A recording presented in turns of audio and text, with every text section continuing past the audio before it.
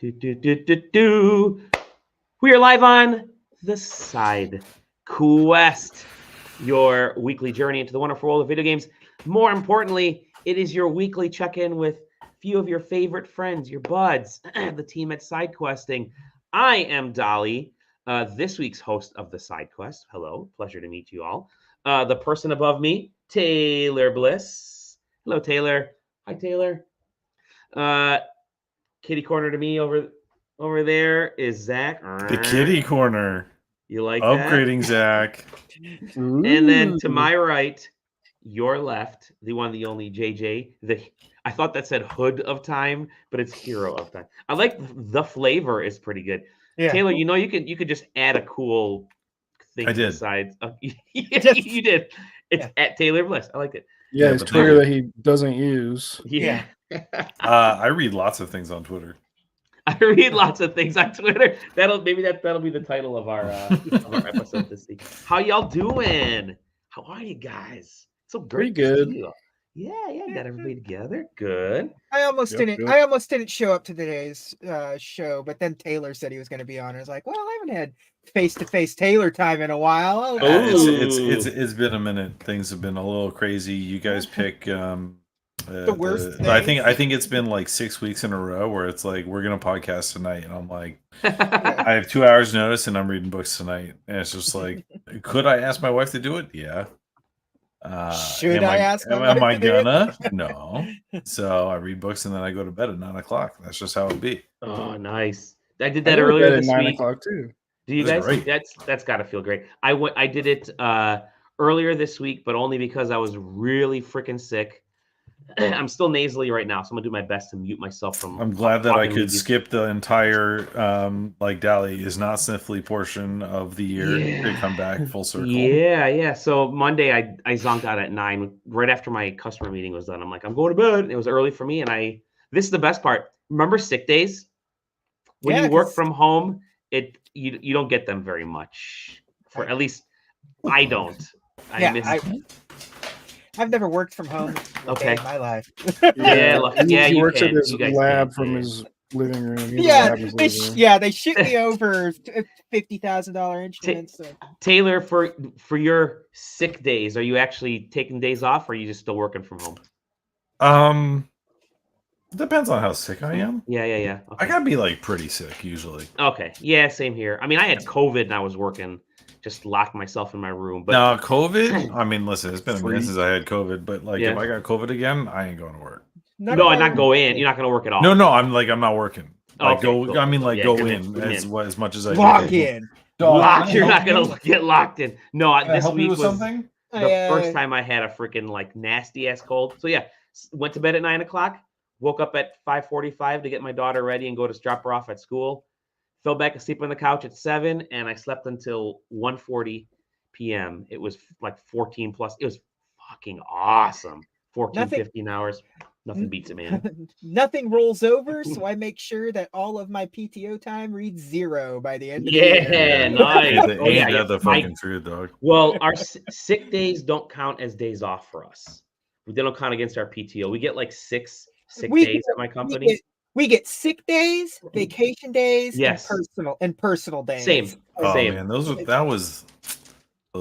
I mean, I haven't gotten that since I worked for state government. So I'm taking a personal day on Monday because my mental health is at an all-time low, and I get paid out for PTO I don't use. Oh, I don't get that.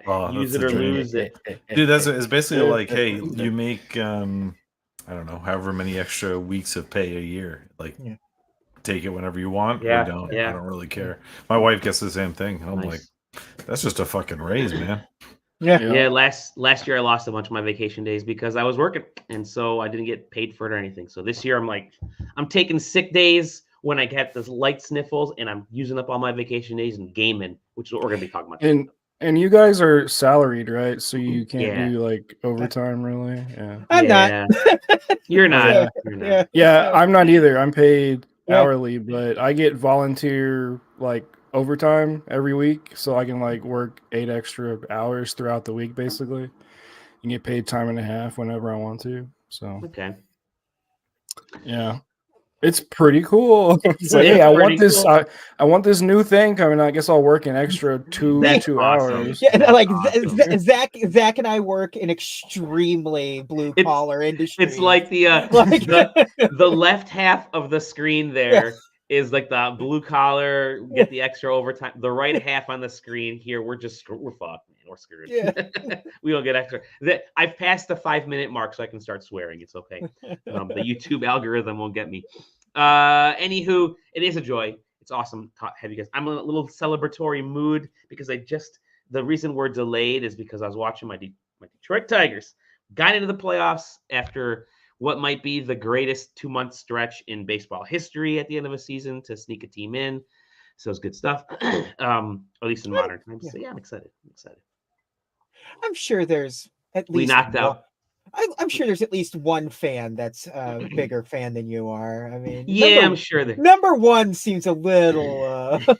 Hey, they're not on this podcast, are they? And I am. So you are definitely the number one Tigers fan on this the SideQuest on this podcast. podcast. Yeah, baby. But we're gonna have a good show tonight. Like I said, it's a little celebratory mood. You got me in a good mood.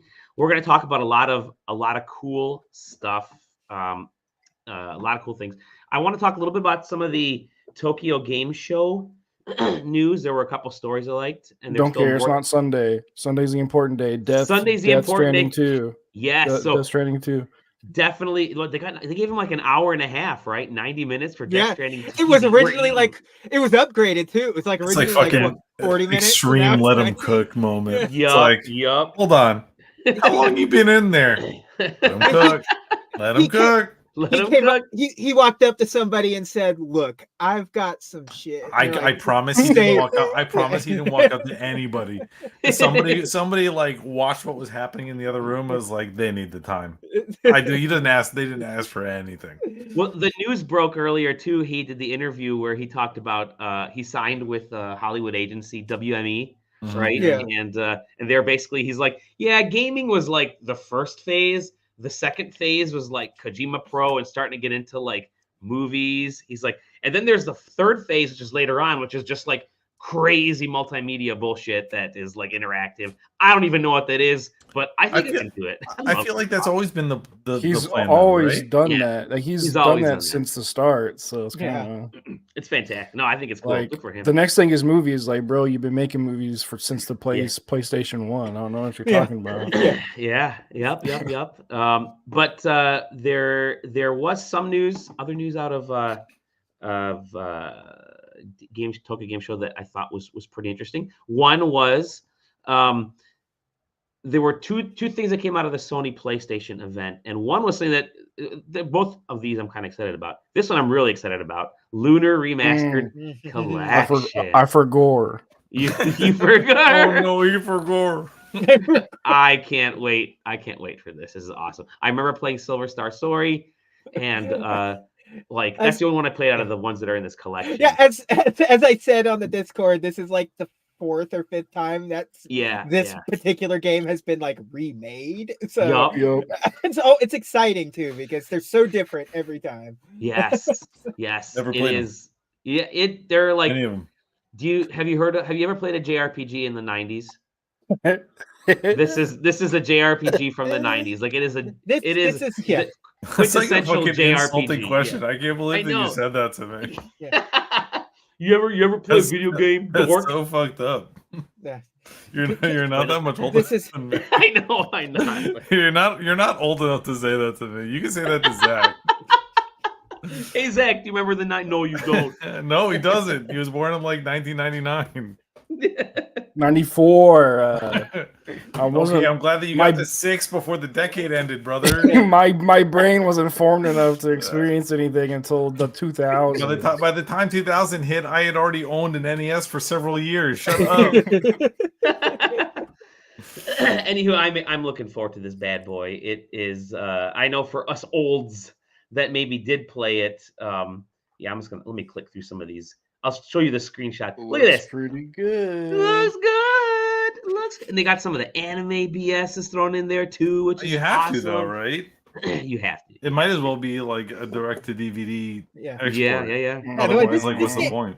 This game really is older than Zach, isn't it? It is. Yeah, this game is older than Zach. Yeah, because it came out on a Sega CD, so that would have been like way early 90s. By the way, I love this line. You may begin, children. Your future now rests squarely in your own diminutive hands. Right. Badass.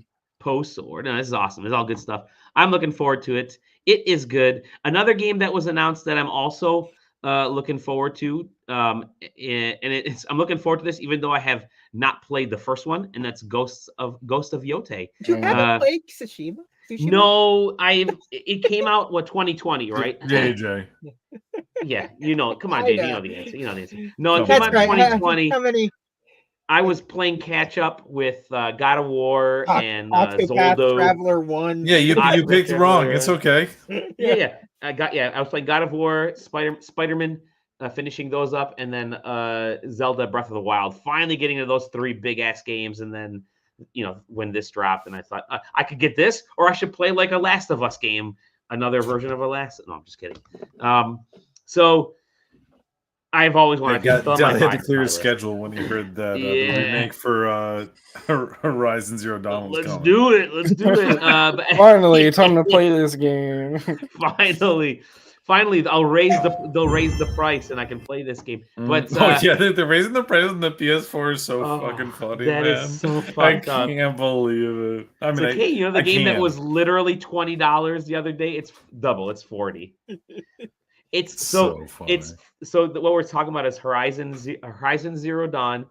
Sony announced a remaster version because that is what Sony does these days. For 10 extra bucks, you can get the upgrade if you already own the game, or you could pay $50 to buy the fully remastered version. Well, wait a minute. If you're only paying $10, and if the current game is $19.99.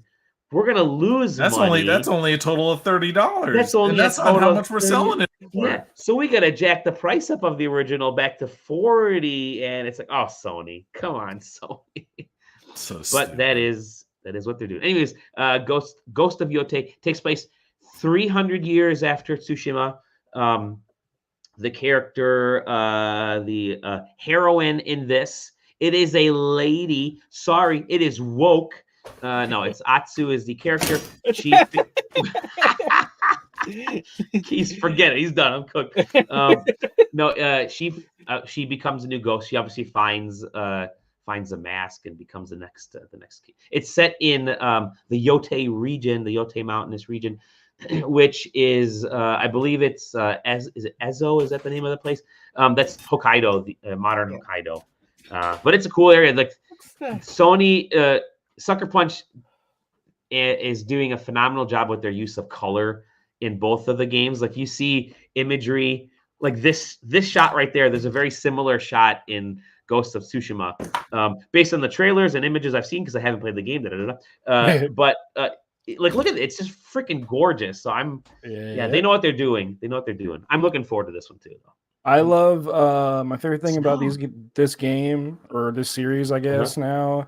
Is the use of like motion, like the way they use like the wind specifically as a guidance and as like this. It's like it's a system within the game, like where you mark a quest and then you swipe on the controller and the wind will blow you towards where you're supposed to go. Right? Oh, that's cool. And then the like everything in the world kind of interacts with that. So like that is like a thematic kind of visual is really awesome. Cool. So whenever this trailer first started, I was like, oh, this could be Assassin's Creed. And then I saw the wind and I was like, oh, it's this shot right there. I didn't know that. That's pretty awesome. Yeah. Did you complete the first game or? Yeah. Nice. Yep. Sweet. I will be referring to you for help whenever I eventually start playing it. But 2025, finally. Strictly on PS5. We're finally in the era where games are only coming to PS5, which is I can't wait to play it on PC in 2026. It's gonna be actually, you're probably right because Sony is in the 1 year. Now they've sort of getting closer and closer to just a 1 year difference. Well, they're I bet you they're gonna. Well, we'll see how it goes, but they're gonna target early. You think so? Yeah, I think so because they're gonna try game. The first game sold really well on PC. Yeah. they have a window where they are lacking games. They want to target it. It's been 4 years. Yeah, listen, I'm just saying.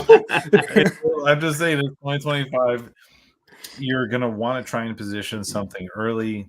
Nintendo's dropping, so like you have to put something out there early to try and. You don't want to compete against whatever Nintendo's going to do, right? But you do want to occupy space in that mind space. You want that mind space. And like I mean, it basically what'll probably happen is that they're going to target like Q1, early Q2. That's not going to work, and then they're going to be like, unfortunately, we had to delay it, and then it's going to come out like Q3, and then they'll hit the summer window instead for when kids go. Break for school and like, okay, well, we drop it in summer instead and we sell through there. Yeah. I don't think that they try and push it. Like, I mean, I don't know. They did say only 2025, so there's always a chance where it's holiday 25, but like, woof.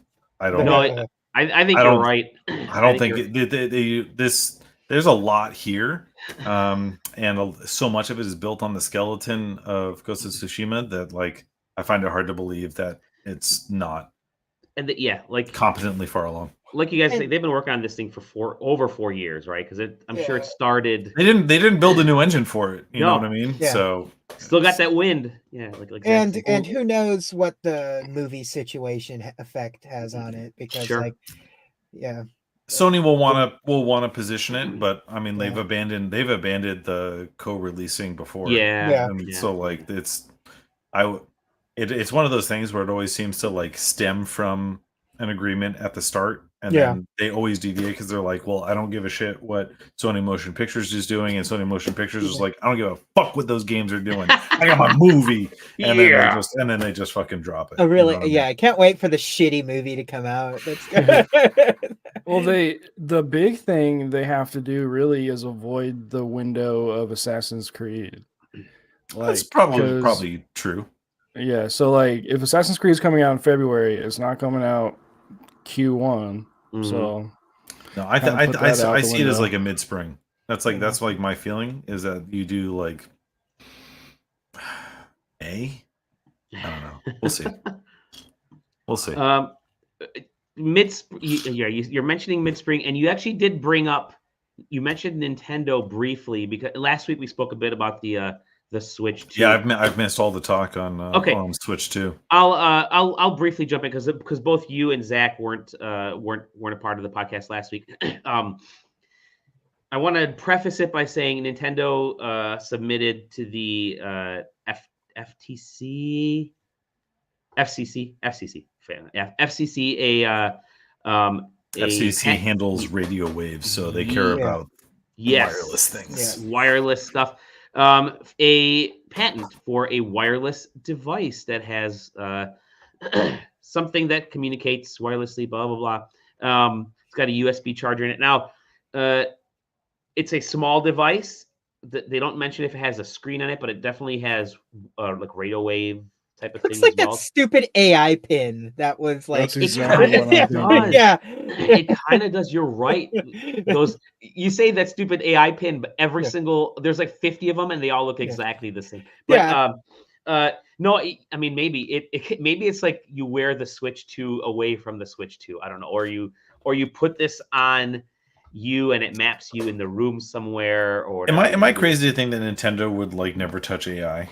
Like I feel like Nintendo is like the. Did you see Miyamoto? Company. So Miyamoto came out in that interview yesterday. I think the New York Times posted an interview with Miyamoto. Yeah, so he basically said, and I think I may have posted in the Discord. I'm not sure. He basically says, "Yeah, everybody's going to AI, but yeah, we're Nintendo and we do the opposite of what everybody else does." So like, I feel like touch AI right now. I feel like Nintendo is like I cannot imagine a company further from one that would touch AI ever. If anything, it would be like Cortana-esque, like interactive talk. Kind of, but even then, but that's the upper limit I can ever see. It's like one less thing that they can intimately control the experience of, which is Nintendo's whole bag. It's they systematically control your experience with every single one of their products, and putting AI in between the two removes their ability AI. to it would be completely fake AI. It would be all. So, I mean, they can't even get the AI for like battles in Splatoon. Right. So how are they going to get AI generative? The actual game AI? I don't think they would go towards generative AI like you're saying, Taylor. Like they are so hands-on with like pixel details, and I don't think they're going to go that route. But I mean, I see it for maybe some other back end stuff like up-resing and things like that they're talking about on your body. I mean, like so I want to go back real quick to what we talked about last week with the Switch leaks that case supposedly that was leaked, and the bigger screen. You saw that, right, Taylor? The CAD model that somebody released. Yes, I saw the CAD model. Yeah. So a couple things that came out since then is that was supposedly an older rev of the Switch 2 when they were kind of in development at some point last year before they had finalized the industrial design of the system. But that's what popped up this week. But interestingly enough was that there are, JJ pointed this out, there's a USB-C port on top as well as the bottom. Now we know it's still going to dock, but why would you have a USB-C port on top? And the actual intro sequence for the Switch 2 was kind of leaked as well. So they don't slide down. They come like I guess the controller now, the logo pops in from the side. Magnets. It's magnetic, and it has sort of like a clamping system. So you bring it in and it clamps. It kind of pops in. So it's not like it's loose and held only by magnets. It's just the magnet is sort of the alignment system. Anywho, the idea, the buzz is that the Switch 2 is also sort of you're going to be attaching a lot of things to the Switch 2. Multiple attachments to it. It's not gonna have a built-in camera, but you can get a camera and plug it into the USB-C on top, like a special switch or a microphone or a motion sensor or whatever. An infrared sensor, so you can use your Wii controllers. And that maybe don't give them any ideas that they don't need, JJ, please. Yeah, maybe this is that sleep sensor that you clip it on, and the Wii is going to be on the Virtual Console or the Nintendo Switch. You can plug in your PlayStation camera and there you scream. Go. You can scream for ads whenever they pop up on TV. Yeah. McDonald's. You're gonna plug this motion sensor in, and it's gonna say there are 7 people watching Netflix. You must pay $2 more to watch this episode of Mr. McMahon. I do feel like if they are gonna patent anything, I do feel like, or submit anything to FCC, I do feel like a sleep device, clip-on device is like the most likely. Yeah, remember they had that original one. They're not doing anything else. Yeah. Every console wants to have a biometric sensor, or since the Nintendo 64. Do they, or do all the Nintendo consoles want it? I mean, this could be for the fitness stuff, right? Sensor that's been made since the Wii. So remember that the Ring Fit Adventure is still selling bigly in Japan, right? It's still in the top 5 to 10 sales every month, and it's still a massive seller. And they know that they can get without terribly I sleep. Yeah, we don't know exactly who's you're 2 hours there. So this could really be sort of a fitness and life thing. Like they dabbled in the sleep stuff. They did the Ring Fit Adventure fitness stuff. I could see them doing this whole life. Your life is owned by Nintendo. Your whole health. This is just going to be a wireless pedometer. That's all it's going to be. Maybe that's all. Maybe that's all it could be. That just communicates with your Switch 2. What if it's Switch? Oh my gosh! What was the thing? The Street Pass. It's going to be a mobile Street Pass. Oh, and dude! You walk around, and then you bring it back to your Switch. That's actually a goated idea. Okay. It's literally a Switch Bluetooth sensor, and all it does is detect switches nearby. It's like imagine like an AirTag. No, it detects other tags when you walk. Yeah, well, switches or tags, right? Yeah. It's just an extension. Yeah. So imagine the way that you would think like an AirTag would work, right? Where it's detecting other iPhones, it's detecting other AirTags. This thing is doing the same thing, except just in the Switch 2 ecosystem. That way you could get That way you don't have to have your Switch with you to get the street passes, correct? Spot passes. Fuck, dude, that sounds awesome. Because we keep talking about how much we missed Street Pass. I mean, Street Pass was an energy drain, was a battery drain on the 3DS. Yeah. You couldn't do it on the Switch because that battery would, the minute you step out the door and ping somebody, the thing would shut off. But the low power Bluetooth has like significantly leaps and bounds since the times of the DS. So the things we've been hearing about the new Switch is like it's going to be more mobile and like on the go. And people have been assuming. I mean, I would assume this would also integrate with like an app on your phone. So you have like a Street Pass app. You bring it home to your console. Then like you have games that work with like, hey, you passed by 20 people. Here's your like thing. Dude, that is awesome. That is shit, dude. Yeah. Okay, you got me. I'm sold. Switch 2. Let's go. When can you get this shit? I can't wait till the reveal comes out and it's actually the lamest fucking shit ever. It's a pedometer again, and not this at all. It's just a new Pokewalker. It's just like dude, like seriously. Also, JJ, that's funny that you put it that way because literally the first thing that I did think of is like, this is a fucking pedometer that I put on my sleeve. Yeah. Nintendo has been releasing pedometers since that's what I'm saying. They, like, never have they not been making a pedometer. This is just wireless. The Pikachu was a pedometer. The Pokewalkers are pedometers. Pokeball, Pedometers, baby. They want to be a fitness company, but they can't quite figure it out. They had the Wii U pedometer. It was the little screen with your Mii was on that screen too. Yeah. I had that. I lost it. I got to buy that again. That was pretty cool. No, you don't. No, I don't. Okay, no. I think that's it for news. I want to move on to stuff that we've been playing. Taylor is blacked out because he's in his underwear, which is totally okay with me. I want to, yeah. Oh, there you go. I want to go into what Zach has been playing, and you've got a couple things you've been playing, Zach. Let me start. You had the chance to preview a game that recently was announced that it got delayed. Let me get this. Yeah, they made the miscalculation to not delay our coverage. Whoops. Yeah. So I've got to get this. Let me get this video going here. And once again, I was told, do not play this B-roll footage. But you know, I can play it only because we're going to be talking over it, so that's quite okay. It's transformative. It's fine. It's transformative. It's transformative. So it is Tales of the Shire, and you are a farming aficionado, farming and life aficionado, and you're also you're like the Lord of the Rings god on staff, and I figured this would be perfect to give you the preview. And so, how long did you have with this? It's a pretty like open demo. You get kind of like a curated maybe like 2 or 3 hours with the game, so you get to play a pretty good chunk. I'm just trying to think of a way to like get into it, but essentially some hobbit in this town passes away and she sends you a letter before she dies like, hey, I want you to take over my house and kind of take care of it. So you go to this place and it's just like, it's a pretty stereotypical hobbit town, which is really cool because they really got the vibe down for how like a hobbit place would be.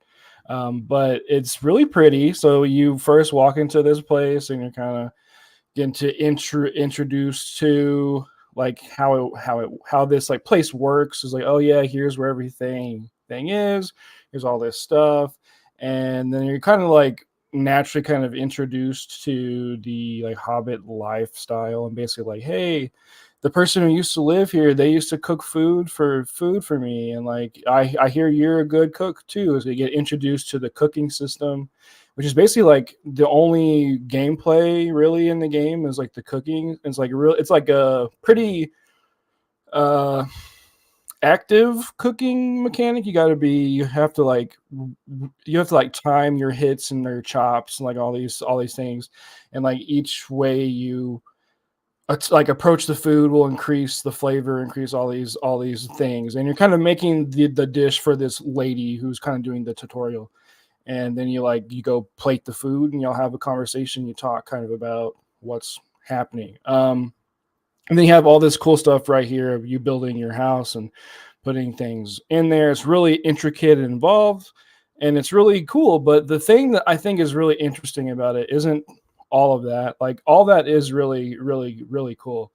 But it's the way they've kind of taken the like farming life simulation like mix and applied it to Hobbit life. So hobbits are known to not really, they're pretty lazy and stubborn. They don't like to go out. They don't like to do anything different. They just kind of go to the pub, eat food, sleep. That's kind of their like thing, right? That's why in Lord of the Rings, that's why Sauron would never expect a hobbit, because they don't leave their hobbit holes. Because there's kind of these lazy English stereotypical people. So because of that, their personalities, they're pretty selfish people, kind of. They're not like selfish in a bad way where it's like detrimental to society, but they're like pretty selfish in like their natural inclinations and stuff. So that makes it really fun to talk to them and trying to become friends with them. So that becomes kind of like the core mechanic of the game, is like, I want to become friends with these people, because that's the game essentially, is becoming friends with everyone in this town. And you have to do quests like, hey, like this guy's being a jerk. How do I do that? And you have to help instigate and like investigate and figure out like, oh, what does he like to eat? What does he like? How is he as a person? And you kind of help this other person figure out the way to approach that. So you can be like, oh, he likes cherry pie or whatever, and invite him over to your house and kind of give him the food that he likes and makes him happier. So then that helps the other person figure out their kind of side of that. So instead of them being a jerk and them like not giving them a discount on food or whatever, merch, whatever, it'll help them be like, oh, I'm in a better mood. Here's this sort of thing. So it's like, that's just kind of at like a base level, which I think is really fun. It's really cool. There's just so much customization you have over that too, which I think is fun, with like your food and having to approach investigating and kind of figuring out how the other hobbits work. And alongside that, the world in general, there's no mini map, so you have to like kind of naturally walk around and explore. So there's like birds. So like how well do they circumvent that though? Like, because like it's a danger to like. I don't know how big the map is. You're the one that played it, but like, obviously it's a design choice, but it only works if they create a world which is clear to navigate. I guess it's like kind of like a design question, I guess, from my standpoint. So there's no mini map, and the way they do it is there's these birds. So like if you select a quest or something, the birds will kind of like lead you where you go as you're walking around. They're eagles or what? No, they're just these like bright blue like birds. They kind of like sit on like markers for the true believers in chat. So you have these bright blue birds will kind of like perch on things. You're like, oh, I guess I need to go this way. So you just kind of go towards that direction. And then if there's butterflies around, you know that there's something that you can gather. And if there's like fish popping up, you can go fish. So there's all these like kind of natural ways the game kind of informs you and informs your playing it, that makes it not be kind of obtrusive, which I like really like. They really focus on that sort of natural world aspect of this. Yeah. Because there wouldn't be a HUD. There wouldn't be a HUD in Lord of the Rings, I guess, right? But yeah, it's really cool. I think the kind of pitting, like if you were going to do a kind of life sim in Lord of the Rings land, Middle Earth, you would pick the hobbits because they're the most interesting kind of, and because they're just normal people, which is what makes it fun, but also their personalities are so like just so crazy that it makes for a really interesting interactive thing. And you as a mediator is really cool. You're like, oh, I got to invite this guy over for breakfast and second breakfast and dinner, and like kind of figure out what his thing is and like cook him the best meal and like all stuff. So I think it's cool. Hobbits are like, so I know like hobbits they're very socially focused, right? Just in the books and even in the movies and stuff. And so like meals and sharing and community is a big part of their lifestyle. And Yeah. I mean, okay, so this kind of dives into that, what you're saying. Okay. Yeah, so like essentially Tolkien based hobbits off of like the stereotypical English side, like old people essentially is what they're based off of. So they just want to eat, hang out, talk shit at the pub, and they don't care about what's going on like anywhere else essentially, right? That's why I was saying before, they're the kind of the perfect choice to deliver this ring to be destroyed, because you're not going to expect a hobbit to do it, because they're lazy, and two, they don't really leave their hobbit homes. So it's kind of like, yeah, but yeah, it's the perfect setting to choose in this world to do like a life sim. Like, yeah, it's the hobbits, of course, but yeah, I think it'll be good. Cool. My only concern is the longevity of it. I gotta see what happens after the first couple hours. Like, where the upgrades... you want to keep doing stuff. It's a tough market to capture. Yeah, so like where one of the upgrade trees. Yeah, one of the things they told us back at SGF is that there is sort of an end game here. We don't know what that is, because this takes place during a specific period of time in the the Lord of the Rings, but so stuff, it's not like you're going to be just farming for the rest of eternity. Like there is stuff that happened. I don't know what that is. I don't know what that setting is, but yeah, it is timed, I guess. Are they going to raise the Shire like they do in the books? You got to form a militia and fight against the Sauron or what? Right. Don't they get like attacked where there's like certain battles in the Shire and everything too? Well, like in the books, they go through the whole journey to drop the ring off, and they go back to the Shire, and it's like taken over by orcs, and they're like, "Oh shit!" Like, like everyone's dead. What do we do? And it's like you gotta, you know, yeah. So last third of the game is an RTS. Dope, cool. But yeah, no. My concern is the longevity of it. I think, because in farming games in general, the idea is like we need to make this game as replayable and long as possible, right? So if this is like, hey, we have an idea for a thick 30-hour game, I think that would be great. It'll be like, hey, we have this condensed idea of a game. That'd be awesome. But I could see it overstaying its welcome if you just kind of don't have that. So sure. How'd it perform? Yeah. Pretty good, or what were you playing on? My computer. It was pretty Commodore dicey. 64. Yeah. Pretty dicey. Okay. But I mean, it just got delayed. That's a preview for you. Yeah. It got delayed. Yeah. It got delayed for a reason. Yeah. So. Yeah. And it's tough to gauge that, like you said, with the preview, because you're not seeing final code yet, and there are still things being done in the back end. So okay. We'll see what happens in March. Oh, and another cool thing about the game is whenever you start the game, you can pick out pre-picked like first and last names, and there's really good ones in there. I named my guy Hugo Hogg, which is awesome, and he's just like really. You can choose like personality styles. He's really like he's like the sassy character type, so he's kind of like walking around like waving his hips and going. That's really. Can you enter whatever name you want, or is it just like you have to? You can put in whatever you want, but I think it. I mean, it would actually be cooler if you could.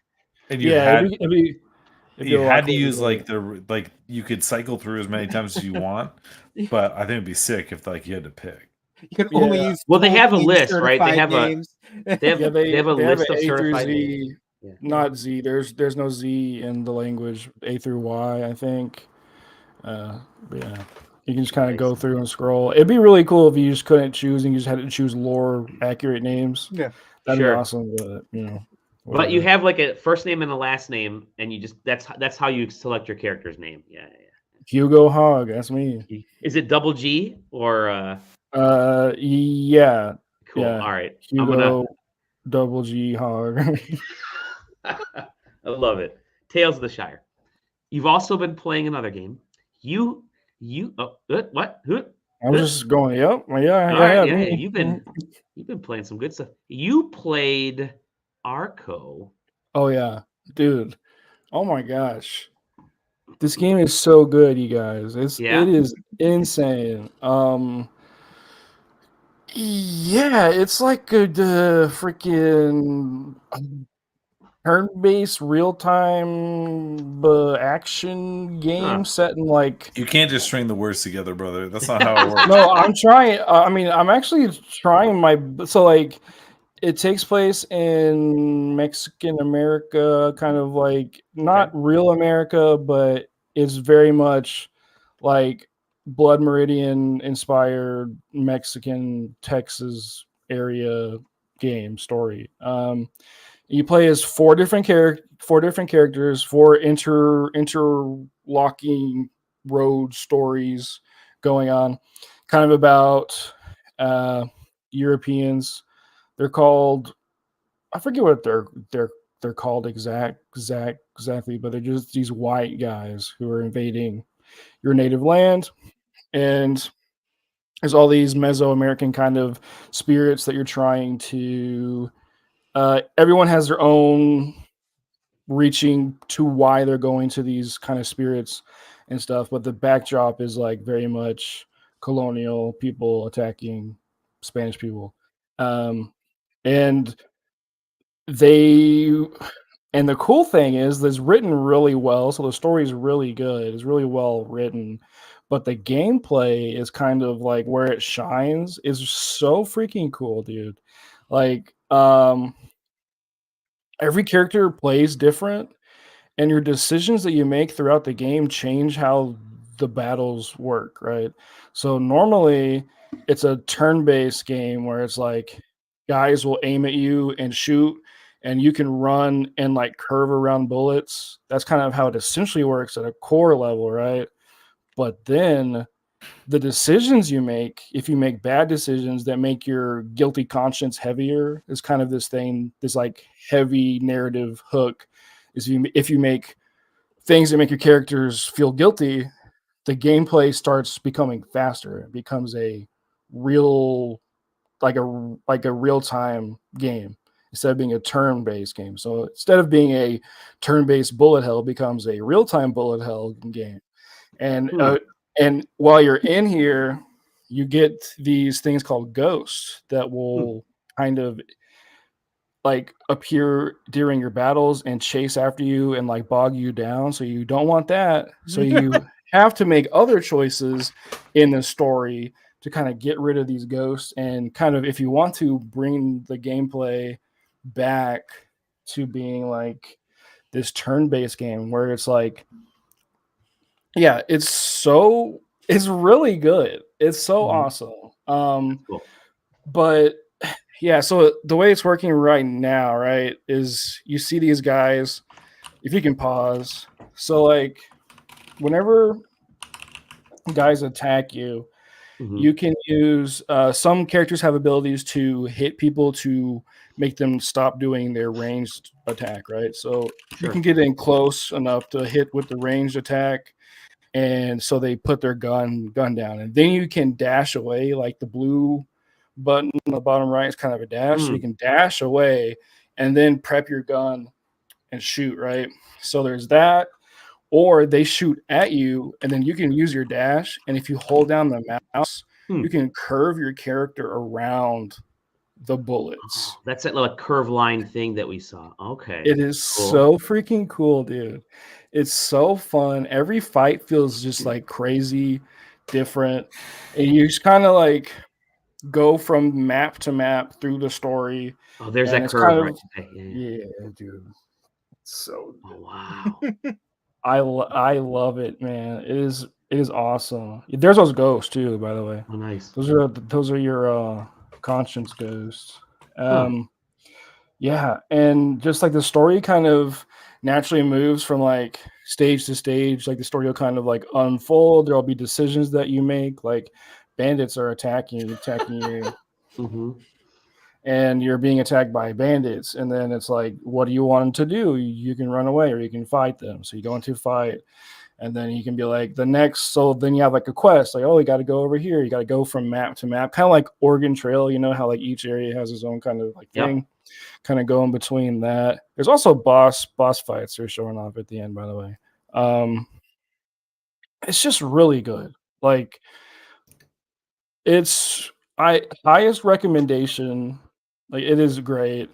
Really short, and I say really short. It's like 20 hours, but every character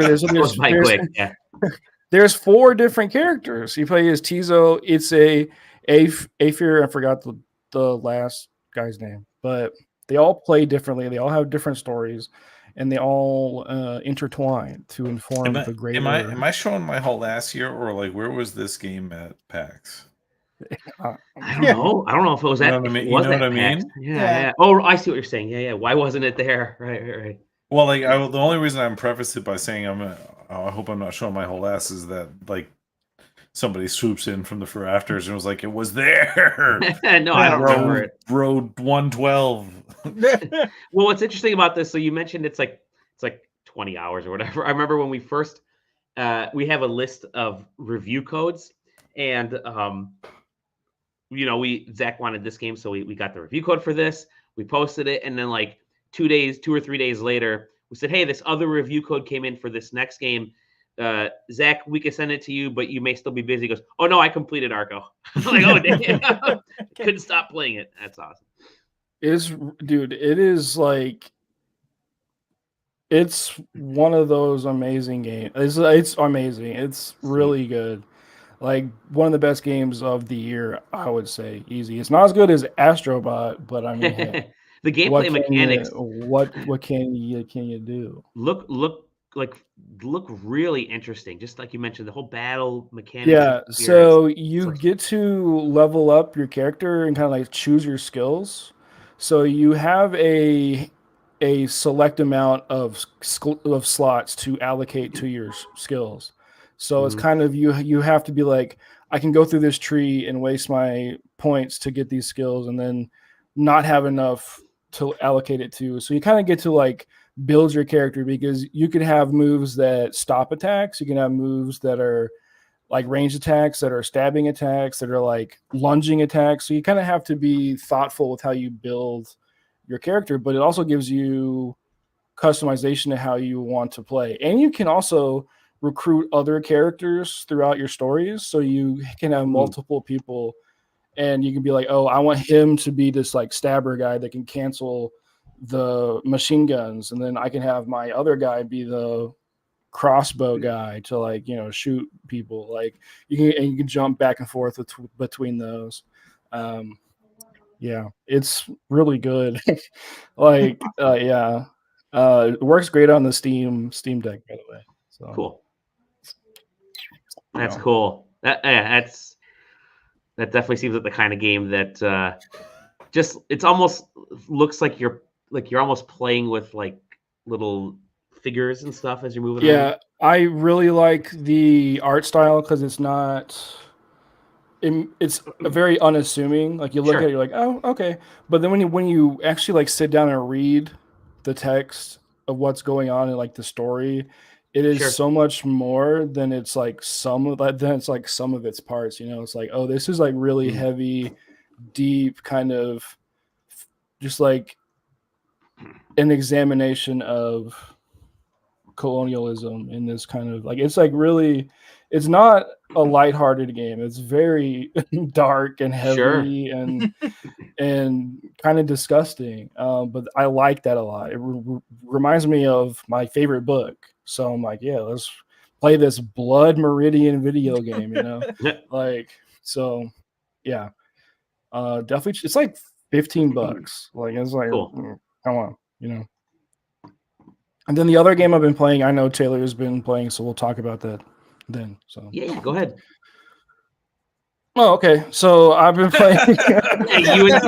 you and Taylor together. Let's do it. We were playing together. So the Metaphor ReFantazio demo dropped. Okay. It's like a 12-hour demo, dude. It's crazy.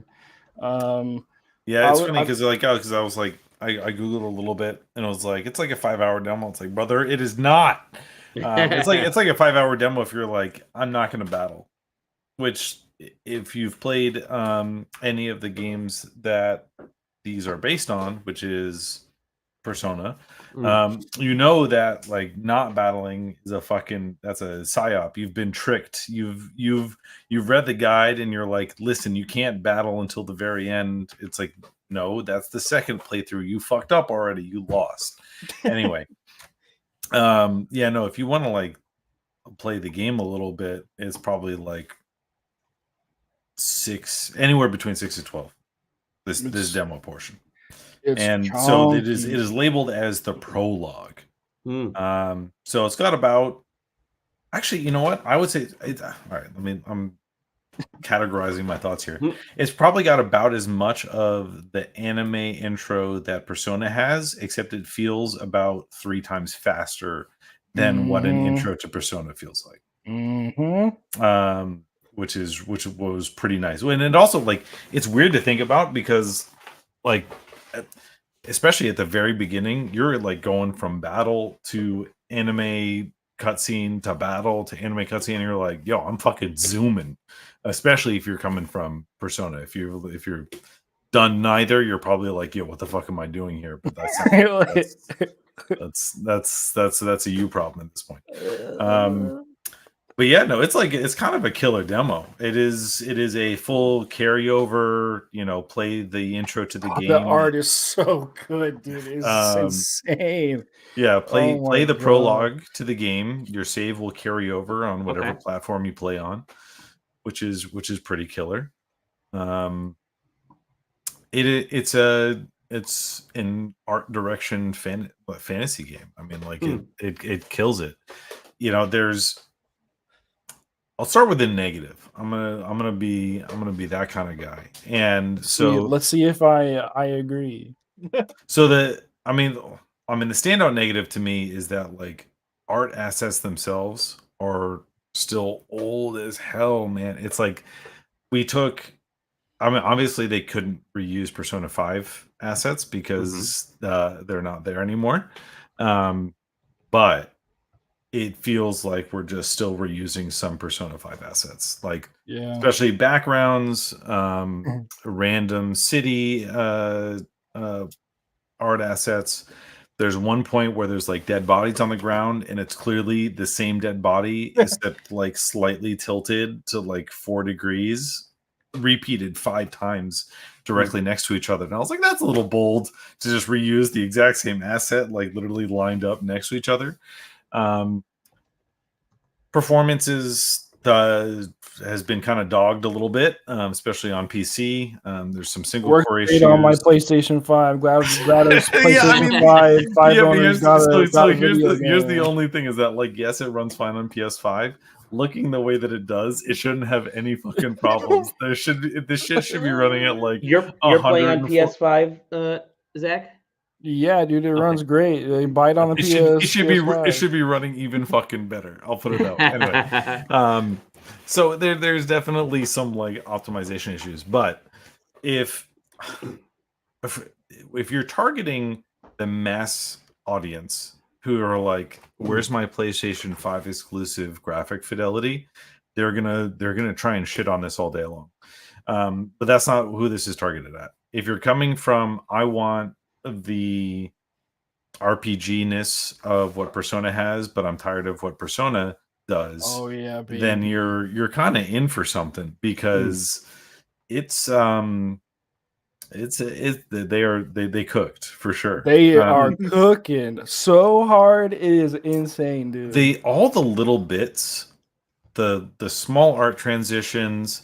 There was actually, it's funny that there's that quick superposition of the Da Vinci, like, man that in there, and that's a kind of like a switch scene that's used when you go to what is this game's version of the Velvet Room, and boy more. I don't know, like it all just fucking whips, like at the end of the day. It's, I don't know, they needed to be released from the shackles of downtown Tokyo, Japan. that was like they were being held back, man. Sure. So this is a world where there is like a straight hard and fast caste system. There's different races of humanoid people. And the ones that look the most like humans are the most downtrodden and the most derided. And actually, when let's see what I mean, that's a real fucking dragon, so we won't focus on that. But there's a type of enemy. Go back to the beginning, Dally, where there's the dude with the apples on his head. He's about to drop some lore on y'all. Yeah. We're just gonna go right into it. This is on a release demo, so I don't even fucking feel bad. Where are we at? We're almost there. We're almost there. Yeah, it's like right. Yeah, that guy's dead. Whatever. Who cares? Right? Not the skeletons. Not the skeletons. It's coming soon. Necromancers in the game. So cool. All right, there he is. All right, yeah. All right, pause. Oh, can we get this guy in frame? Yeah, perfect. That's a human. What? Yeah. Anyway, so that's he has too many legs and arms. That's what I'm saying. So the like what we would traditionally call like a demon in probably an average game is those are the humans of this game. You play. Your protagonist is the other guy that's not this guy that's on screen right now. What's his race's name? Is it Elbaf? Elba. Elba? Is it just Elba? It's something, but so the blue-haired guy with the white tunic, that guy right there. One Piece. Is that what I'm thinking of? Yeah, probably. Yeah. He's like the lowest of the low. Everybody fucking hates that guy, and you're like, you don't know why. But I'm assuming that's probably part of the main story of what happens on the game. You're missing out on the most coolest part, Taylor. Yeah, go for it. So the coolest part is when you start this game up, it doesn't ask you for your character's name. It asks you for your name. It says, "Hey, what is your name?" It's like not the character, the guy playing this. What is your name? You're like, oh, okay. Here you go. And then not just that, but like you later realize who the character is that's talking to you. But he says that like I hear your voice from beyond our world. So like it's like this weird reverse isekai where you're not actually transporting into the world, but like that character knows that you are moving the chess pieces on the board of the world that they are a part of, which is a very neat idea. Main character has a book he's reading that's about this fantasy world that looks like our world, but it's actually not our world because it's like a pretty idyllic, comfy place, but it looks like our world. So the main character is like, I love this book. It's about this place. And you're like, oh shit. And it's like, that's where I'm from.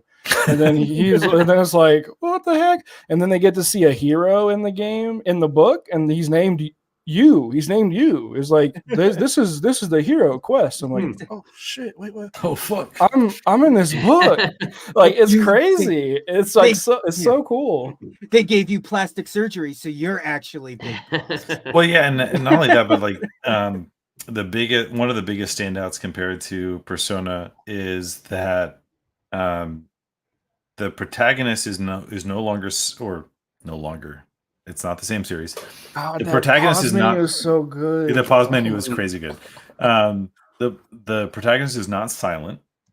Oh, he talks. So he's voiced, and that's because you are not playing as the protagonist. You are playing as the person who is on the other side of the book, which is influencing the protagonist through this fantasy story. And so I don't know. What I'm really particularly excited about is the fact that there's got to be like a bigger twist that's coming down the pike with how the book influences everything. But if we're gonna kind of like walk it back, it's like, let's talk about how this game was made. That's really it's the Persona people, and that part all works. Actually, my biggest thing is that like I like it. Not that I don't like the Shin Megami Tensei demon portion of it. I do love that stuff. But I also, at the same time, really liked... what was the game the overlap with Fire Emblem that they did that was originally on the Wii U. Yeah, Tokyo Mirage. Tokyo Mirage session, yeah. FE, sharp FE, whatever. Yeah, Tokyo Mirage Sessions fucking rocks. That game, I like that game probably better than most Persona games. To be quite honest, I got it on Switch. I gotta play it. And this is kind of beats out Persona in many ways for the same reasons, which is that it's more focused. So instead of having Personas where you can take on any of the 100 million demons that Persona has at this point, it's hero archetypes. You're a hero. It's a fantasy story, so everybody's a hero. And so your whole thing is that, are you a mage? Are you a knight? Are you a warrior? Are you classes? A class system. Yeah, so it's, like basically the classes as hero archetypes. And there's some RPG stuff that happens where you can bring certain abilities over if you level them up the right way, and that's where the game design comes in. But I don't know. I like the kind of cleanliness, the slimmed down focus of the way that the RPG works. What I've been thinking about a lot is like I've been a massive Persona fan like before they became popular. I hate to say that because I feel like such a dick whenever I say that stuff. But like I was like, Persona 3 was like the first like RPG I got into, and I was like, oh, I love this type of video game. And it didn't really break out until after Persona 4. Like not even then, really. Persona 5 was like the big Persona 5 broke it out for sure. Big wave. But like I was in high school and I played Persona 3 and I was like, oh my god, this is the best thing ever. And I became like a huge fan, right? So I've been like kind of shackled and dedicated to this series and like this team for so long. And Persona 5 was where like it was the first Persona game where I was like, I don't like this one. It was the first one I was like it's too much of what I've already experienced. It's like I've played this game twice for 300 hours twice. Like I don't want to do that again. But I did still, and I didn't like it as much.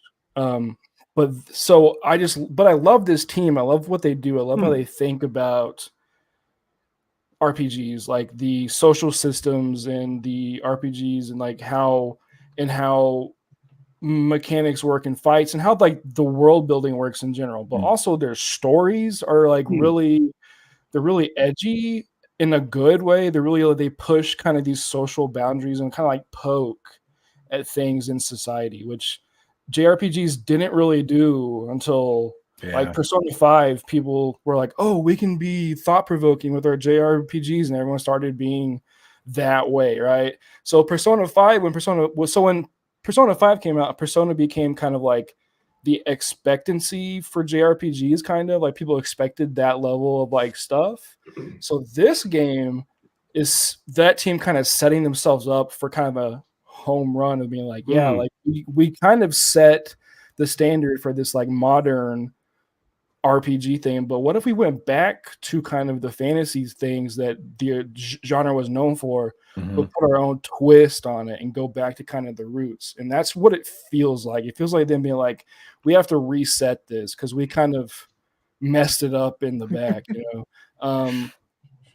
It really feels like them kind of looking at their own setup and being like, okay, we don't need this, don't need that, can kind of get rid of this and like kind of trim this. Like it feels like them really just kind of honing their craft. And that's what gets me excited because it feels fresh, even though it's the same as the other things. It feels fresh. It feels new. It's like, it's so exciting for me because it's like I get to play a new game from some of my favorite people, right? At this like level, this like crazy execution from masters in this craft, yeah, it's really, really kind of cool to see these guys look at their own stuff and be like, yeah, we got to kind of fix this. And they really are, because it's really like what Taylor was saying. It's really like cut down. It's like thinned out, and they really kind of mastered what they did before and are doing it better. It's funny because like there's so many things that are like, if you played a lot of Persona, you're like, oh well, this is this system, and this is this system, and this is that. Mm-hmm. Like all of those things will feel very familiar. But if your whole thing is the demon fusing and the that aspect of it, there are things to change your perspective on, which I think is a good thing. I mean, like they don't need to remake every portion of it, and in fact, if they did, they probably would have the Persona brand breathing down their neck a bit about it. So, I think the social link aspect of it is probably one of the stronger or more flexible systems to work around than anything else anyway. I don't know. I'm fucking stoked for October 11th though. I'll tell you that much. I want the game. Just despite the kind of technical fumbles that it probably has. I don't know. You'll go mention the coolest part. Yeah, we'll go into that. The coolest part. I was playing it on Steam Deck. It did dip quite a bit in the most demanding parts, which is like the middle of the first hub city that's in the prologue. Probably like 25 FPS was the lowest I got to. If you're in a dungeon, which is again, like I said, where you're gonna that's the meat and potatoes in a lot of regards. It's really high, which is kind of like part of the problem, like 80 FPS plus. Like the fact that kind of drastic difference is a big part of the problem. So, it's a demo. We've got a month. Well, it's a month since they probably published what this version was. Sure. Versus squashing bugs. It'll be fine. Between mods, I mean, listen, this is the best part about it coming to PC. It's coming on PC, so people will make mods. It's the similar engine to what Persona was using, so they already know the way that it works, and people based on the prologue, people are already making mods for it. So this is the coolest. This is the coolest thing. I forgot to mention this. The combat system. It's a action, like a real time, like you can just combo and fight dudes, and then you can transition into turn-based mode. So basically, if you're like a higher level than an enemy you encounter, you can just kind of whack them with the sword and get the XP and the money and stuff. And then if you're kind of the same level, you can combo them and get some damage on them, and then transition into a turn-based mode. So it's like you can that's really fun to grind. You're like, okay, let's get to the point where I can just start whacking all these dudes. And then you can press L2 and kind of scan the area and see the levels and see where everything is. So it's actually way more engaging to grind and level. I just got done playing Persona 3 Reload for 100 hours, and that was just it sounds like this thing, but it's a completely genre breaking moment for Persona players. The fact that you can look at a fight which is significantly basically a waste of your time, and you can just do what the attack would be to enter combat instead of entering combat. They're like, fuck this, here's the XP. It's so sick. Because for example, in Persona 3, I kept running floors in the tower to get my money and stuff, and you have to do every single fight every single time. And they doing all this stuff. It took so many hours. It's miserable. Sucks. But I love that game, so I'm like, cool, I love this. This is great. Yeah, you literally have you set up the hotkey for quick fighting, and everybody's just attacking, and you suffer through it. On this one, there's literally a button which is the same button that's in all of the Persona games, which is that you attack, which means that you get advantage when you enter the fight. Except on this one, if you're too strong, you just don't fight, you get the XP. And if you're not too strong, you still get the advantage of all the other ones. It's win-win. There's nothing wrong. It's so good. It's like what I was saying before. They examined all their shit and were like, okay, this doesn't work. And it was like, let's do this instead. It's like, okay, great. Yeah, so if you thought that this conversation was long, wait till the game comes out. We'll have to dedicate a Patreon episode specifically. Yeah, probably. Just wait till the Stellar Blade near crossover comes out, and I'll tell you what, buddy. Zach, I think we could entertain a whole Patreon episode just about talking about Metaphor Refund. It's not a bad idea. Actually, that could be like a spoiler. That's easy. That's cool. I'll continue on since I've been gabbing. It's been like 6 weeks since I've been here, so I've got 14 games to go through. So I hope you guys are strapped in. Let's see. No, I've been playing Stardew Valley. No, although I have been playing Fields of Mistria, which I know Zach has already talked about because he's been on since I've been on. I think you talked about it one time, Taylor, a little while back. Yeah. No, I don't. Did I? I don't think I've been here since. Somebody talked about Fields. Johnny did. Anyway, Fields of Mistria also whips. It hits a lot of the Stardew Valley notes, except it's different. The biggest thing to me is that I don't know, the characters. How do I put this? The characters are more real, but also more fake at the same time. It's really weird. This explanation, hold on. You said, it hits all of the Stardew Valley notes, except it's different. That's like saying, man, Kendrick Lamar's Not Like Us hits all of the Mozart notes, but it's different. I'm not comparing a rap artist to a classical artist. I'm comparing a rap artist to another rap artist, except one's better. Kendrick Lamar versus Drake. Okay, got it. Yeah, exactly. And we're saying that Kendrick Lamar is better. It's pretty cut and dry. USA. No, I mean, like Fields of Mistria, it combat superior. That's easy. That's like no question. Mm-hmm. Farming undetermined. I have to get back to it because other things got in the way.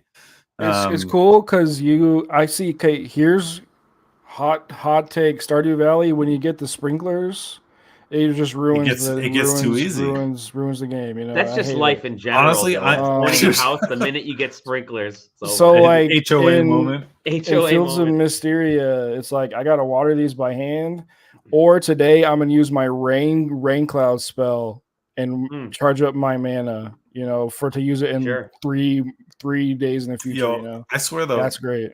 Fields of Mistria, if I got a water that day, I'm kind of boned. Like it's rough out here. The spa / bathhouse is like kind of critical. If you're watering that day and you want to go to the mines, you better be hitting the bathhouse. Otherwise, she's so hot, dude. Oh my god! Literally, character made for Zach. So funny. There is a much more diverse pool of interesting love interests in Fields of Mistria. That is a no-brainer, no questions asked on that one. Just going full fantasy on a game like this is just kind of a welcome change. Sure. Let's see where my wife is. See when she'll pop up. Yeah, there's no way they don't show her. Like, if they made a trailer where they don't include her, they just fucked up. That's on them. That's a gross spell. That's fine. Hayden is clearly great. Like literally thrown in there like for the opposite. By the way, speaking of beards, I will say somehow, Zach, your beard there she is. Now... Go back. There she is, dude. Wait, no. Her summer outfit's better. Yeah, right there. Oh my Juniper. Not to mention, on top of everything else, she's got this like she negs you as like all the time. And they change outfits during the seasons too, which is great. Which is like it makes it feel more alive and real. You know, it's like every character is like, hey, I got a new wardrobe today. It's great. I like that a lot. It's good. I mean, like I dropped it. I wouldn't say I dropped it. Like other stuff just came up where I wanted to keep going. Which leads me to my next thing, which is that I've put in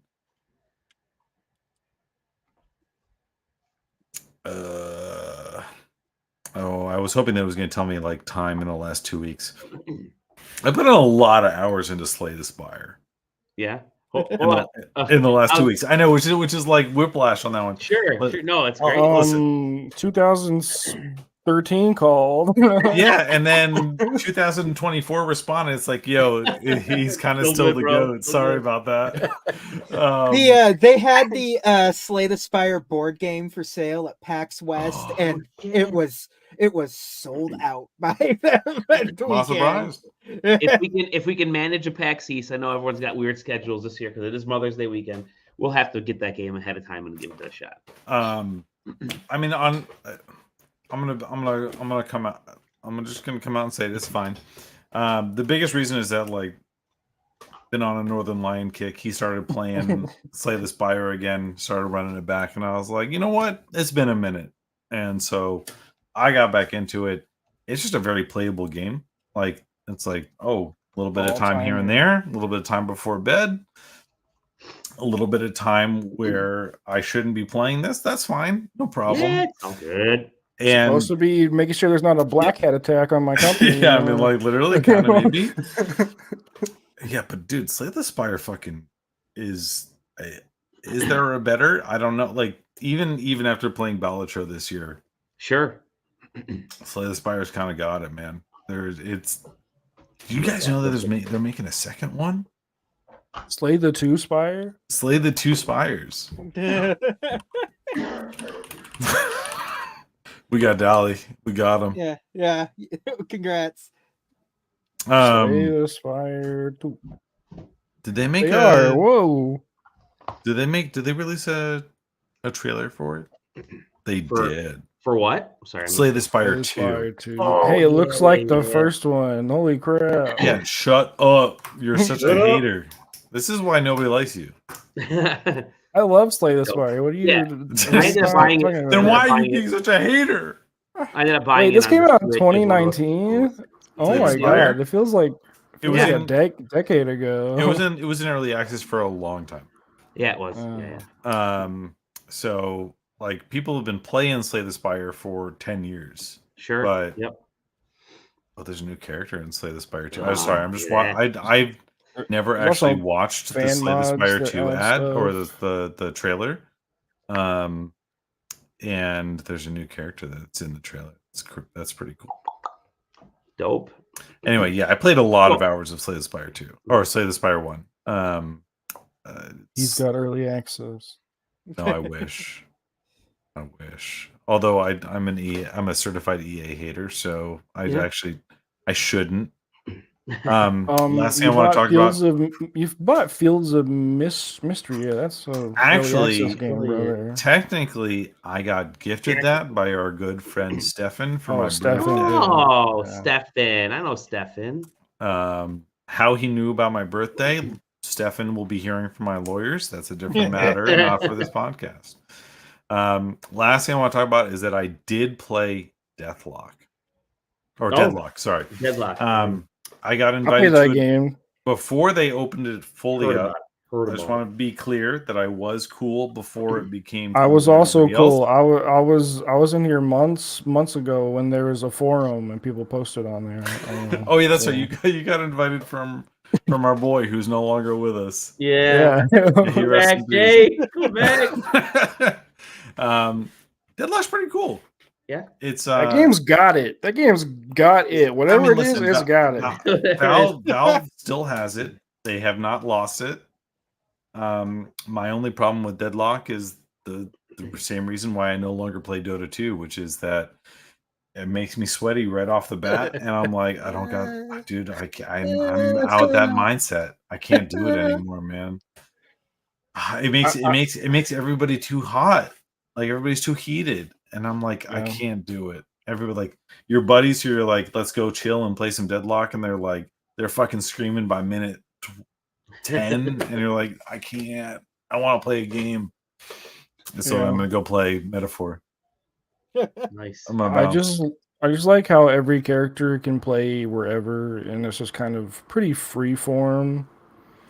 That's going to change though. That's the problem, Zach. Is that the meta will change, which sucks. But it's gonna become so much more MOBA-esque as time goes on. Here's the thing: me as a player, I don't care. I'm gonna play whoever I want. Well, listen, I hope that they can encapsulate that energy and like keep it alive.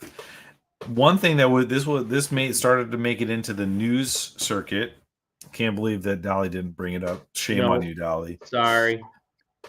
Which was that they introduced the live cheater was detected or somebody was reported system for Deadlock, which is, hey, do you want to ban this person right now in the game, or do you want to turn them into a frog for the rest of the game and you guys keep playing?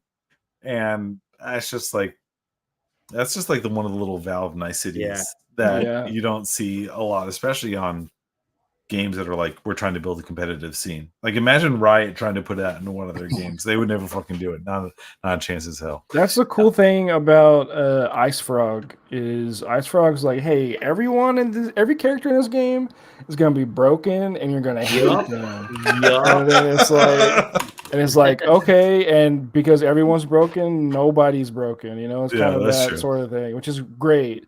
And then Ice Frog also has weird shit like, hey, there's this ice guy who can like fucking make platforms. Yo, I hate that fucking ice guy. Fuck him. I'm so tired of his shit. But yeah, the what is it? Risk of Rain 2 lead dev. Oh yeah. He got added to the Deadlock team. So I did just see that. Good for him. That was like today. Yeah. Also the other thing about this game I think is really cool is it has the movement in it is very skill based and like twitchy and like fast. But then you also combine that with like the corner and like spatial awareness of like Counter-Strike. It's like really crazy. It's crazy. It's awesome. They like I said, they were cooking. I mean, another case of they've been cooking several times. We've talked about it on the show today. But like I played it, and then I watched somebody who is clearly more skillful than I play it, and I'm like, they're playing a different video game than me. Where like because there's a roll, there's a slide, there's a parry, there's a parry, there's a melee, there's a melee parry, there is a air dash, there's a double jump. So like I understand that all of those things exist. And then I watch somebody else who's like moving around. I'm like, they have the same amount of dashes that I do, but they're playing a different video game. They're occupying a different level of 3-dimensional space. Yeah, it's like Smash Brothers. Like whenever you watch, it's like that same kind of like mindset as like I'm good at Smash. And you watch someone else who's really like, oh, what the? You're like, I fucking suck at. Yeah. They view the 3-dimensional space that's available to them in a completely different landscape. It's not comparable. It's really Deadlock cool. will be sick. Like it will become probably like the third pillar of Valve's competitive esports. Well, also today's the 1-year anniversary of Counter-Strike 2, and Valve hasn't said anything about it. So also most of the pros hate it. So not a good look. Not a particularly good look. Anyway, I'm done. Sweet. Let's move on to JJ. I want to find out. JJ has picked up a brand new game. And Astrobot. Astrobot. No, we already talked about Astrobot. You missed it. I want to hear about a Zelda game that you just started playing. Do you have enough to chime in about it? It's good. Next, we're done. Yeah. I've got to play the beginning of the game is the demo I played at PAX, and now I've made my way to. I've actually gotten to see some more mechanics that weren't in the demo, like the. Is that what you're doing right now? You got the Switch down in your lap, and you're playing. No, actually, I'm playing Balatro Mobile. Oh yeah. You mean you? Yeah. I know I'm boring, JJ, but come on, man. Look at physical. I can only Thank you to our friends at Playthunk and at PlayStack for sending along a early physical copy. Continue. Balatro Mobile. But yeah, Zelda. This game looks woke. I don't want to play it. As a woman, it is. It is built on the Link's Awakening engine. So hold on, I got to tell you a real quick funny story. related to this. So I hopped on Best Buy's website and I saw they had Zelda on sale for $3 off. I'm like, the game just freaking came out. I picked it up yesterday. It's $3 off with the My Best Buy membership. Why do women get paid less than men? Yeah. So I hop on the chat. And I'm Dude, like, that was such a fucking sick hard drive article title. That was 75 rupees. Cents. Yeah. 75. So I hop on the chat. And I'm like, yo, Best Buy people, the game is $3. I just picked up yesterday. And they're like, we can't find it in our system. I'm like, what the fuck? I'm staring at it. I was looking at Link's Awakening remaster, which Good job, buddy. Oh, yeah, old. Continue. Sorry. Zelda. Yeah.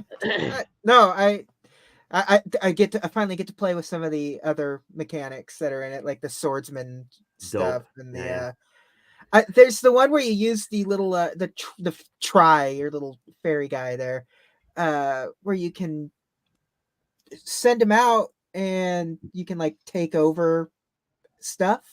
So like you can control enemies with him.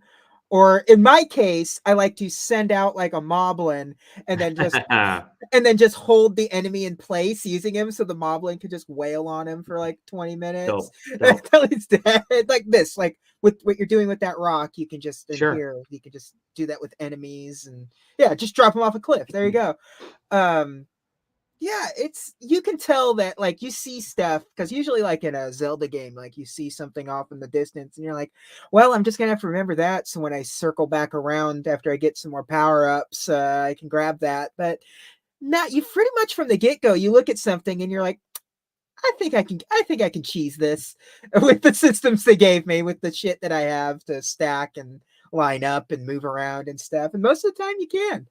They've added Breath of the Wild, Tears of the Kingdom-ish amounts of just go figure it out. I'm sure you could figure out how to do it type of thing. And it's even got its version of like cooking in it, where you're like collecting ingredients to make smoothies. And, of course, a girl will like smoothies, and send her back to the kitchen. Am I right? And of course, when you turn on the sword, you turn into Link, because a girl can't possibly be. Sure, I do. Actually, you know what? It's funny that you said that, because I do actually think that's kind of fucking whack. Yeah. The fact that they're like, hey, how do we do combat? You know what? Let's just fucking keep Link in the game. Actually, and you're like, why did we? Okay, I guess. Yeah. It's that whole thing's on like a timer too. Like it has like instead of like a magic bar, it's just like, it's still a magic bar, but it's just like, no, this is just your swordsman power. You collect it by collecting blue floating gems throughout the world, and it doesn't like it's fine. It doesn't restore on its own. But it's definitely outfits. Show me the still world. I've heard there's some weird performance issues in this game. Is that on a Switch game? No. I'm 100% certain there was, because there was performance issues in Link's Awakening, so I can't only imagine. Like, I've seen weird things where it's like it'll drop from like 60 to like 30. And just keep going back and forth, and it's like really odd. I was just curious. I haven't had that yet, but I don't doubt that it will happen. I mean, there's just, but I like the puzzle solving. I like the environmental puzzle solving, and this boss fight is the first boss fight, and it's really neat how this plays out, because you got to grab that orb. You got to. Yeah, it does there's some clever stuff with them. Man, I can't wait to play all these games on Switch 2. It's gonna be so cool. Yeah, I have a Switch 2 right here, dude. Hold on. Post up the Steam Deck. There it is. This is stupid. That Switch also is. Maybe they'll call it the Switch also. The Switch also, yeah. Switch again. But you could go in the water in this game. What? Yeah, man. Everything, you can tell everything was designed to cheese it. They really did try to make this into Breath of the Wild / Tears of the Kingdom Light. Sure. And Here's the Kingdom for girls. Yeah. And it says you can save with the game voucher, which I did. Oh, nice. Okay, that's cool. That's how you did it. Because I'm a sucker, and I also know that next week or the week after is Mario Party, and I'm just fucking whatever. And give me Mario. Switch 2. Yeah, give me Mario Party. Give me Zelda. Save $20. All right, whatever. Sweet. Yeah. Yeah, I got it, and I'm gonna hopefully. Well, I will be cracking it this weekend because I have just finished off 2 review games that I can talk about here. One is a very Zach-ass game. Oh, that was an amazing muted Zach-ass there, bro. Zach-ass. Yeah, I've been playing 2 games. Thematically, they're sort of the same in a way. Okay. Both of these games that I'm going to talk about, you crash land on a planet, and then it goes off into kind of separate ways from there. First game I'm going to talk about, you've been there, been in that. So the first game I'm going to talk about that I reviewed is a game called Abandoned Planet. Now, I am Hideo Kojima's Abandoned. I'm a huge fan of classic point-and-click adventure games. And so Abandoned Planet is made by I forget the name of the person that did it, but they've made Dexter team. They said yes, yeah. There you go. Boo. I should pay attention. But and it's literally a sort of first-person point-and-click adventure game done with the visual style of those, late 80s, early 90s adventure games. It's a screen by screen. It has elements of. It's funny because it has elements of like Space Quest in there, but also because there is some sort of comedic humor stuff, and design elements. But there's also Manhunt. I think it was called Manhunter. I've talked about it before. And like Star Trek, there's sort of Star Trek stuff built into this thing too. It's really cool. It's short. The whole game's like an hour and 40 minutes maybe, which is perfect for an adventure game like this.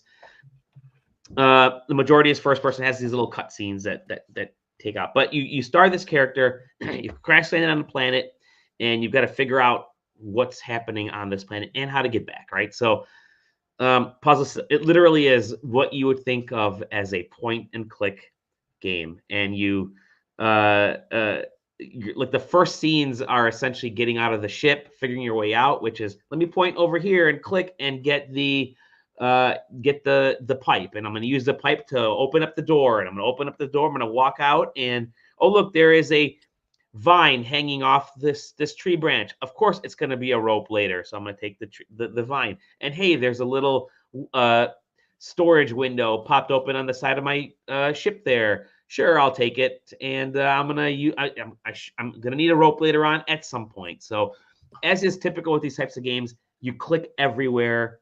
Try to find stuff on the screen, and you dump it in your inventory, and you will probably use it for a puzzle later on. And the game slowly leads up to scenes like this, but slowly leads up to more than just point click stuff. Like there are aspects where you're doing a little bit of action and a little bit of motion and movement, and sort of like actual puzzles type of puzzle solving instead of just click here and add here and it's got an interesting story too, because it's not a typical Sierra level of point and click. Like there are actual themes of discovery and almost like, I don't want to say colonialism, but there are like anti-colonialism themes in this too, which is kind of cool.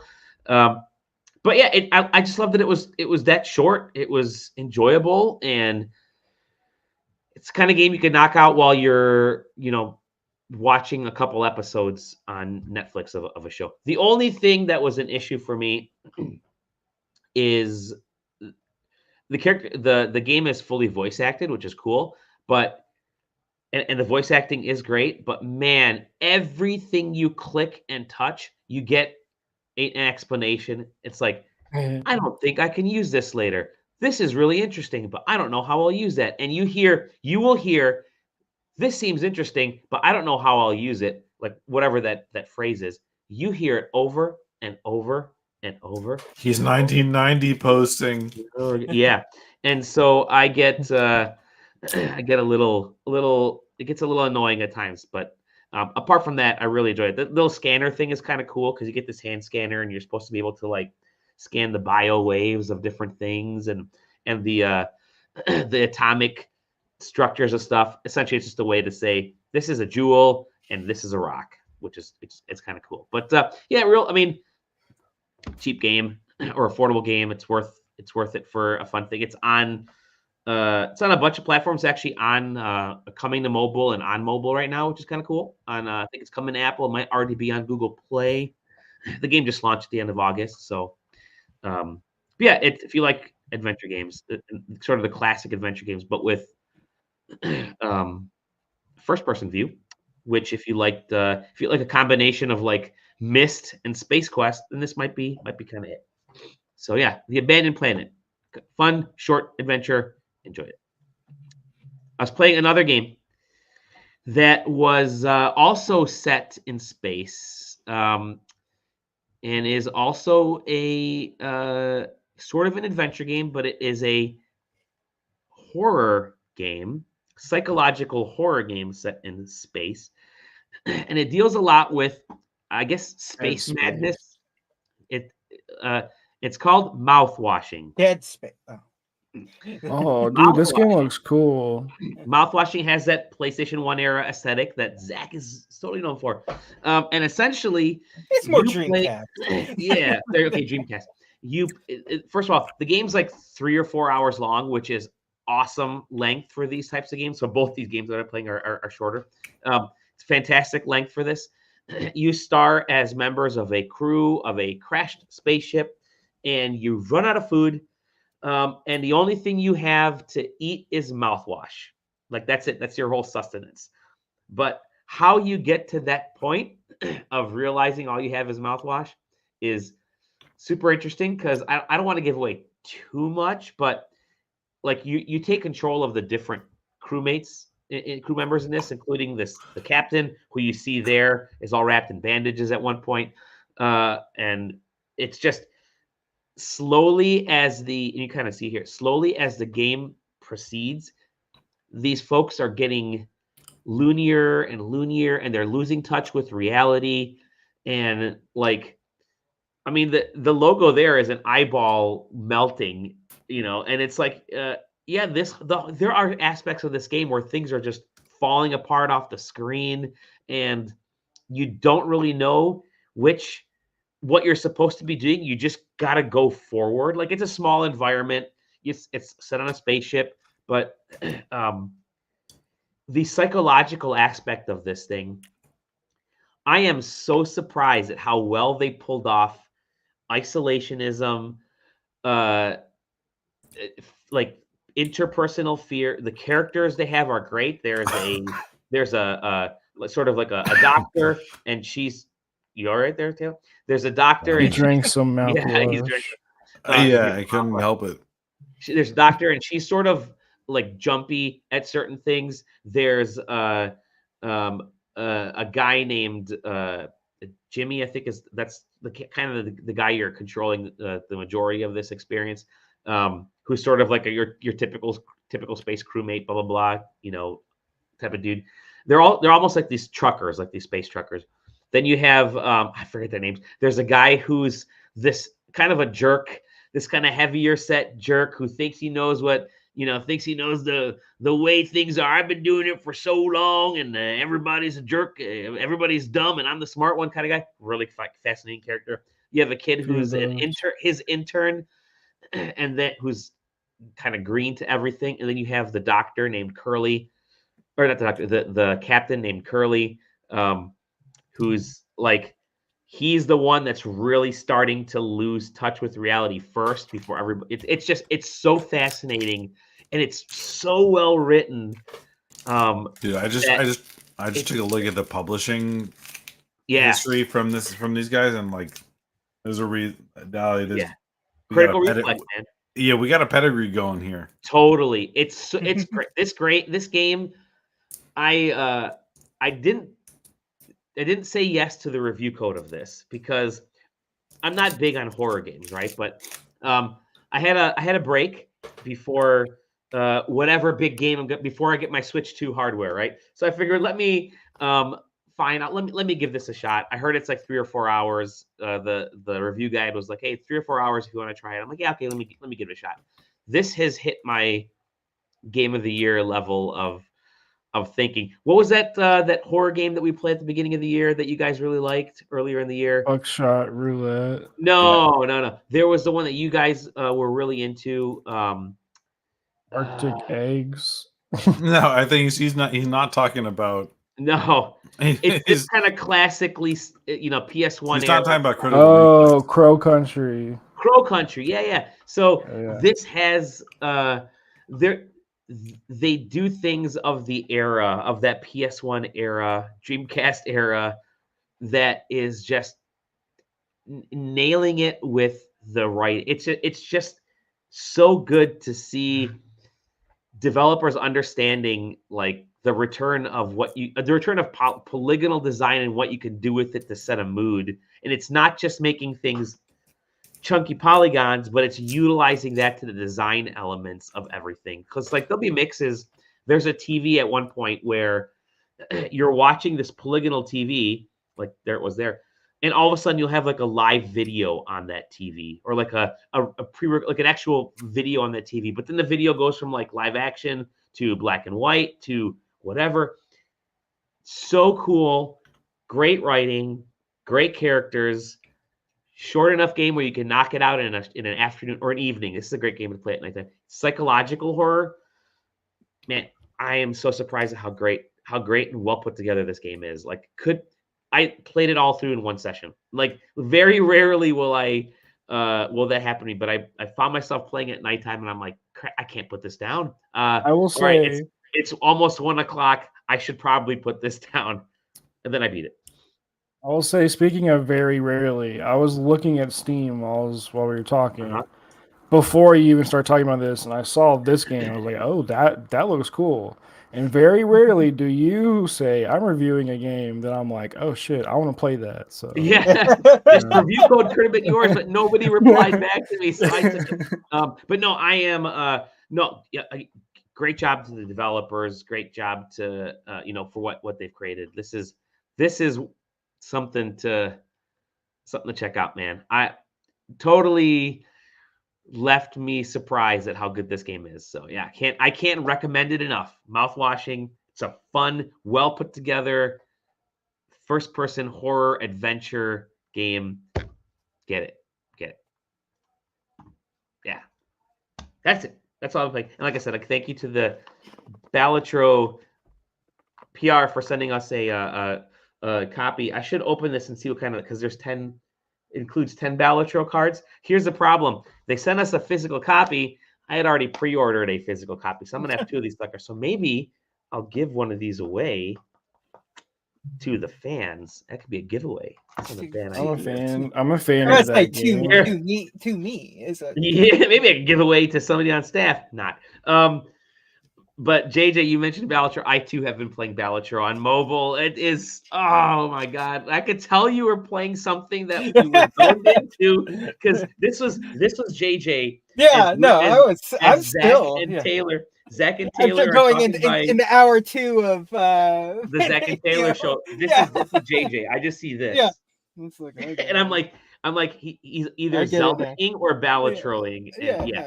Oh god, it's perfect. It's perfect on mobile. What? Damn it. It has absolutely just morphed into top 5 of all time games for me. I think so too. I have not stopped playing it since it came out. Yeah, when did it come out? Like very early in the year, like January or something like that. And I think every day, or at least three or 4 times a week, I've played Balatro, and I have it on Steam. I have it on Switch.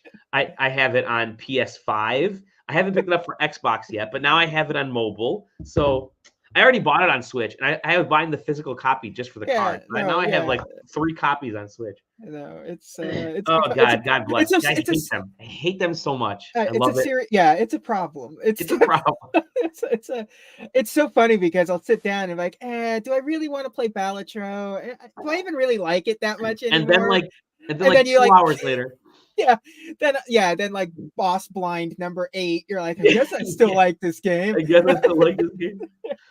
Oh man, it's one of those rare games where I've like had to hard stop myself. I'm like, okay, we're not touching this game.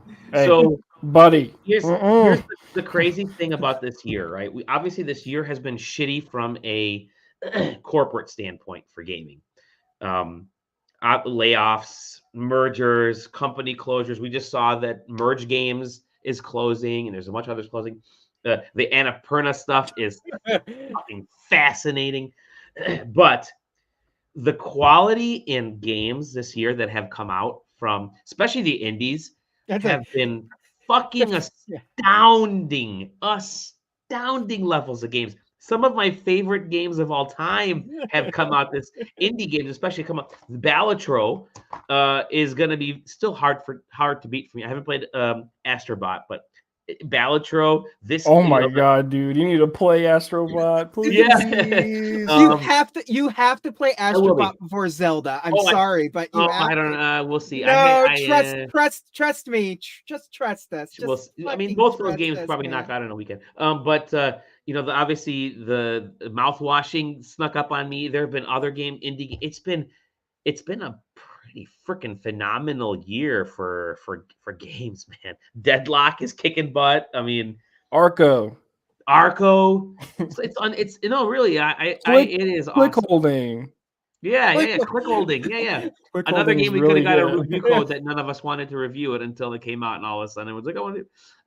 But no, that game is it's been pretty awesome from that standpoint. So whatever y'all are doing, oh my gosh, just realized this is the European version. It says Peggy 18. Oh, you got the Peggy version. That's why you got it. So I'm gonna I'll have the US version. Maybe I'll keep it. Ooh la la. Joker with a U or an X or something. Joker. Joker. But awesome year for games, and there's a lot more coming. The only game that's not coming is Assassin's Creed, so that's fine. We didn't talk about that. I mean, man, we got Metaphor and we got Dragon Quest 3 in November. Dude, and Reynardus just came out, although no one's talking about Reynardus because everyone's playing everything else. Dragon Quest 3. Mario and Luigi, no one remembers coming out, and that one's gonna be good too. We're eating good. Yeah, we're gonna have to do a. You know what? There's our Patreon, right? We're gonna spend an episode a month just talking one game, and maybe the first one will be the Metaphor one when you guys plow through it. Then we'll do Dragon Quest for the 4 of us that are gonna be playing that. That might be good. That'd be a good thing. I like that. I like it. Cool. All right. You know what's funny? My brain, when you said Dragon Quest, I'm like, why are these motherfuckers excited about Dragon Age? That game looks like shit. That game's coming out too, and I keep hearing good shit about that. I don't trust a second. Yeah, I don't. Yeah. Yeah, I know. I don't trust a second. I know. That game looks like shit. Like, it looks bad. Yeah. That Monster Hunter, right? I mean, Monster Hunter. I'm excited about Monster Hunter too. That game looks. I saw it in person at PAX. It's not. Yeah. Well, I saw it at XGF. No, yeah. I mean, it's one of those years, guys. It's one of those years where we're just getting some good shit. We're getting some good shit. It's awesome. Yes. And it's been an awesome almost 2 hours here. I'm gonna shut us down here. I have to pee really bad. He's been holding it. Taylor just blacked out on us completely. He doesn't care. Negative. He's surrounded by Haribos. He's surrounded in a stack of Haribos. He doesn't want us to see his shame. If only I had Haribos. Zach and JJ are competing for the longest beard. I think Zach might. Zach got it. I shaved. I was getting tired of it. So Zach, holy shit, Zach, you're gonna be held up at TSA with that beard. That's awesome. I love it. What are you hiding in there, kid? Dude, pull it up, dude. Yeah, I like it. Yeah, you gotta do that rubber bands. Yeah, you gotta do that Thor thing where you put beads in it. Yes, hell yeah. I'm so fucking jealous, dude. This is my beard. I just shaved. I'm just kidding. I just shaved, but I can't get mine. Mine looks like garbage. This is Dali's playoff beard for the Tigers. That's true. I'm starting. Yeah. They're not gonna win a game in the playoff. They're not that great, but whatever. Anyways, I'm fully supporting my team. With that, you can find us sidequesting.com. Hop into the Discord there because, hey, we're going to have some Patreon announcements finally this weekend after I figured out how much it's going to cost. I'm actually doing it. I have been harassing Dali for the better part of 2 years. We have one. By the way, we had one of the tiers that we're going to call it the JJ tier. Oh, no. In that he will talk about one game for 90 minutes or an old magazine for 90 minutes, and all we can do is listen. Yeah, like in it, like literal torture. I want to keep. I was quiet. That's gonna be the $100. That's gonna be the $1,000 tier right there. That's not a JJ tier. Yeah, I got a whole stack of next generations ready to go. Die hard game fan. That's fine. I'll turn on OBS camera and I'll just be playing a video game as my camera background for the whole. Yeah. There you go. I'm gonna do the was it Speed where they kept looping the video of Keanu Reeves leaning in. It's gonna be me going, oh yeah. All right. You can find us in the Discord. You can find Zach at OKQuest. I guess I am about to reach 700 followers. Ooh, all right. Come here. Let's get him rocking. Taylor is at Taylor Bliss, and he likes to just read Twitter. Yeah, which is good. Listen, if you at me, I'll respond. I promise. That's true. I never at you on purpose. JJ is still shadow banned or not shadow banned? I don't know. I called Elon a bitch one time, and ever since then, I was put in prison for 24 hours, and then literally the thinnest skin on the planet. Yeah, and then since then, my comedy is now legal. Yeah. It's the __J. Oh, so it's a very pain in the ass thing to search for. So why would you try to find? Why would you? I mean, just click in the article here. I'm becoming more active on Blue Sky, which is actually people say, oh, it's just a tunnel. What do they call it? Just the freaking echo chamber. I'm like, that's cool. Echo chamber. Everybody's positive there, so that's cool. Every time I'm on Blue Sky, it's that weird toxic positivity that I'm not super into. It's because JJ. It's because everything is okay. And you can find me there. You can find us at SideQuesting TV on YouTube and Twitch. Again, the Discord, sidequesting.com. With that, we're gonna let you go and give you an awesome Friday night and a lovely, beautiful weekend. We hope to see you soon on the SideQuest and in the Discord and with everybody else. Love you. Bye-bye.